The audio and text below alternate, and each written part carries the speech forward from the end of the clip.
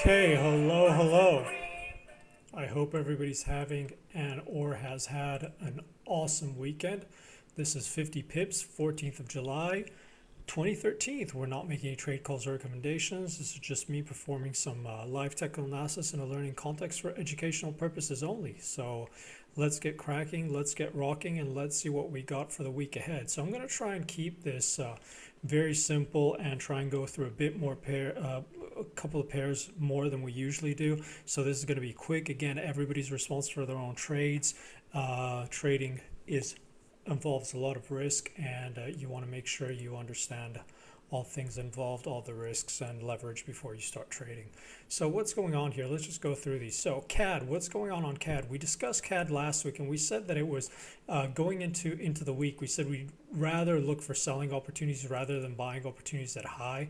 And what we were looking at was the fact that it was clearly trying to press higher in extension, and here it was basing around that 0500. And I kept on going on about Twitter, 0500 pivotal, 0500 pivotal, really had to keep an eye on this. And we said if we broke through this level, 0420s, especially, on all those earning releases, all that event risk that we had on the wires, basically, the 0420s was going to be key. Why? Because it was a previous strong, very strong resistance support, and this was going to be the key. Either the buyers were going to come in and hold this previous resistance acting as support, or we could easily see a very quick move down into 0340s, because these were the three pivotal levels we had on our chart, and bam, we climbed right back and the buyers came in exactly here. So going into the week, the only thing I'd add is to focus on our support at 0290s.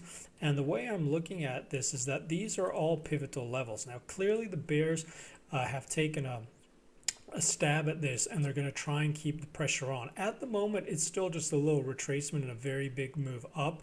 So what to watch for the week is, as long as we can't get back up above these 0420s, remember, strong resistance, strong support, knife through butter. If this move down has legs, we would expect price not to close on a closing basis above the 0420s and to see it continue to press lower. Now, going into the week, 0420s and 0340s, this is going to be a big chop zone. You really want to see daily closes outside these levels to give you a hint that we might be going towards the other extremes, okay? Now, silver, a lot of people ask me about the silver. We don't do it that much usually. We do it in the weeklies. But basically, the question is, well, why do I keep on talking about 0220s? Well, basically, the 0220s are really important because this was basically that possible fake out area from this big dip down. It tried to put in the double bottom. Then we had that fake out, and we call this as a possible base. But it broke down straight away. So once it broke through this is really a key previous support that now is acting as very strong resistance. So as much as we are buyers down here, as we discussed on gold on Twitter too, I'll go through gold in a second, really we need to see a close back above these 2020s to, for the bulls to get a bit of momo. And the reason, a lot of people are asking why. This is why. This is because this previous support now acting as resistance. So going into the week, if we start to get daily closes above 2020s, I'd expect it to go back up into 2140s and try and retrace higher. As long as it closes below the 2020s, it's vulnerable to test the downside, okay? Now, as we said, gold, what's going on gold? So lovely little rotation up in gold. If you remember, I was going on Twitter, I was saying, when we press through the 1200s, I said most likely people are going to look back on this in a couple of months and they're going to think that was a pretty good price, bargain prices, right? Maybe even into the end of the year.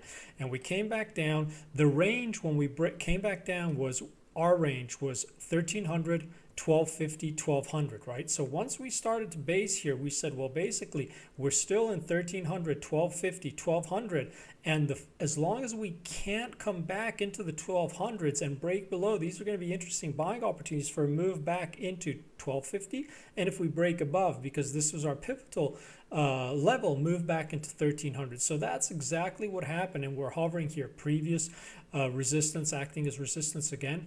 Going into the week, this is a massive level, right? Because as long as the sellers come in here, the range could still be here, 12, 1250, 1300. If we start to break around, above, especially above this 200 moving average here, we will consider this a range shift, and we'll be looking at 1250, 1300 and 1350 and a potential grind back into 1350. So again, this week, look at that 1300 as a really important level, especially from a day close perspective. Euro USD, last week we said you don't have to be a rocket scientist. It's all and only about the 128.00s.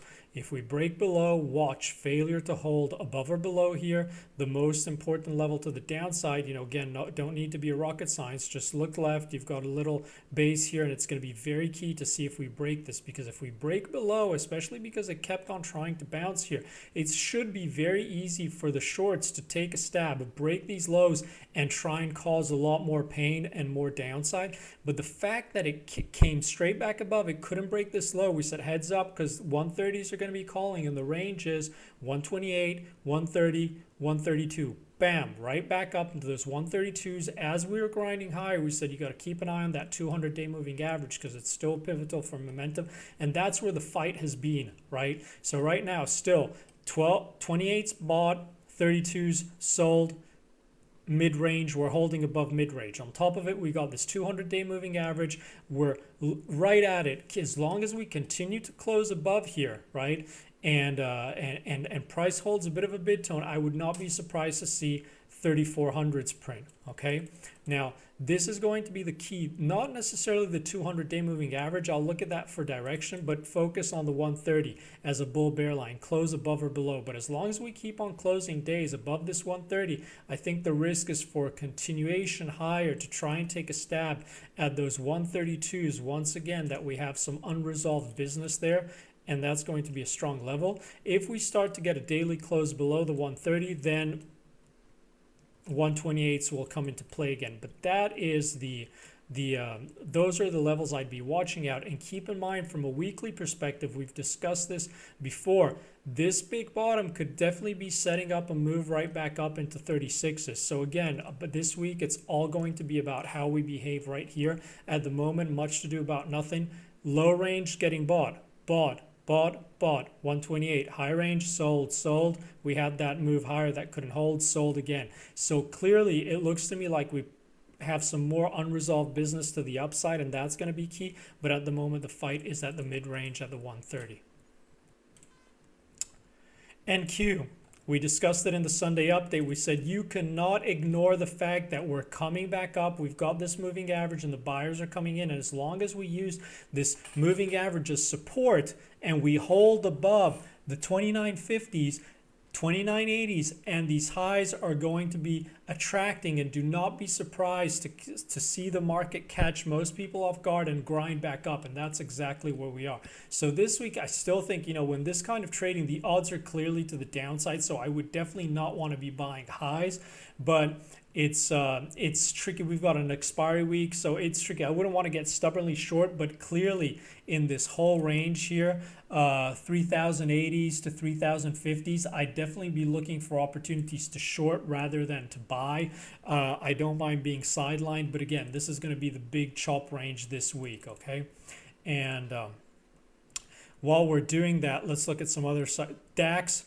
Again, another interesting one. We kept on saying, we said, if you're looking to get short, this is where the sellers are coming in. And as long as we fail to break above here, you know, you could look at scalping opportunities to get short. But we said if we break above here, and especially if we start to keep on holding above the 8,000, it's a very low odds play to try and short this gap fill, right? Because most likely we're going to come back up and try and test this descending trend line, try and test 82.14s. Bam, smack in there. So this is really going to be key now. 82.14s key mid-range here to the downside. Keep an eye on what's going to happen here. 81.30s if they catch a bid or not. But if we start to hold above, then you know, look at what happened on ES. Look what happened on the NQ, etc. You know, upside's going to be calling. So these are the levels I'd be looking at going into the week on DAX. And let's do the ES before we go back to Forex. ES quickly, again, you know, similar, exactly the same chart. You can't underestimate this. If we break back above this descending trend line, we use it as support. You do not want to get stubbornly short. And we kept on saying basically those 1648s we're calling, bam, right into that pivotal level. We posted the chart on the blog, and that's what's going. So clearly here, the market is going to attempt to try and test those 1680s. I think that's going to be a tricky one, tricky nut to crack. I'm definitely not going to be buying highs. So the broader range to be looking at this week for me is sellers trying to sell into the 1680s, so probably 1670s into 1680 sellers, and on any dip back down, buyers coming in 1640s, 1650s. I don't have a lot of interest in this range except maybe trying to get short on highs or failures at highs. Back to the FX side, what do we got? EJ, a lot of people ask about DJ. It's really all and only about 2800s. We've discussed this before. 2800s, it's ranging at, it's consolidating at highs. As long as we hold above 2800s, these 3050s are the pivotal level to watch. Failure to close on a daily basis, we could still try and challenge this extremely strong pivotal support. If we break above 3050s, I'd be looking at 3200 to guide. Again, not a lot of interest here, but keep an eye on those 3050s for, you know, either a run back at 28s or a run into those 3200. What else have we got? Yen, clearly 199, massive chop zone.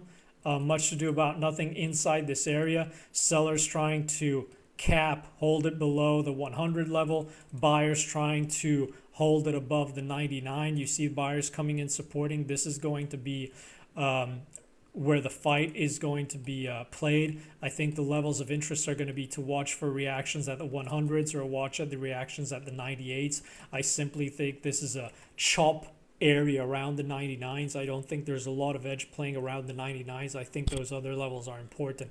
But again, you don't want to stay stubbornly short term if we get some Momo above the 100 level. But that's pretty much the range I'm looking at. And again, the last thing, you know, just the Dow. A lot of people ask you about the Dow. Big level, right? Big test. So it's exactly the same as the other ones because Nasdaq's holding a bit more of a bit down, but you know, keep in mind context. And when you're trading here, you know, the odds favor trying to look for tactical shorts, short-term shorts, see if you can get a bit of a runner, not buying highs, maybe breakout. But again, I still always prefer to sell green and buy red. Okay, guys? So I hope that was useful. Went a bit quickly, but I wanted to get through as much as possible. If you enjoy the content, don't be shy about sharing it. Have a great end of the weekend. Have a great Sunday. See you guys for London Open. Thanks for listening. Take care. Bye-bye, guys.